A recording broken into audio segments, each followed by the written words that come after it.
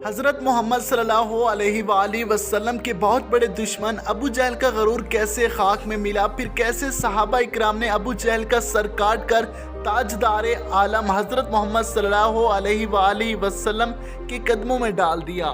कहानी काफ़ी इंटरेस्टिंग है, ज़रा गौर से सुनिएगा। फर्स्ट ऑफ ऑल इस वीडियो को लाइक कर दें, चैनल को भी सब्सक्राइब कर दें।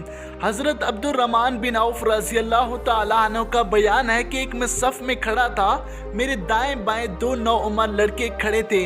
एक ने चुपके से पूछा कि चचा जान, क्या आप अबू जहल को पहचानते हैं? मैंने उससे कहा कि क्यों भतीजा, तुमको अबू जहल से क्या काम?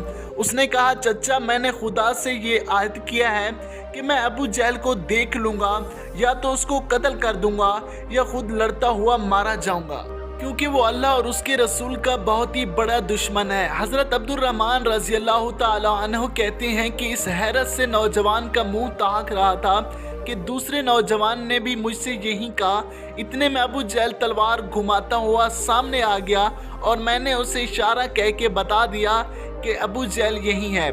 बस फिर क्या था, ये दोनों लड़के तलवारें लेकर इस तरह उन पर झपट पड़े जिस तरह बाज अपने शिकार पर झपटता है। दोनों ने अपने तलवारों से मार मार कर अबू जहल को ज़मीन पर ढेर कर दिया।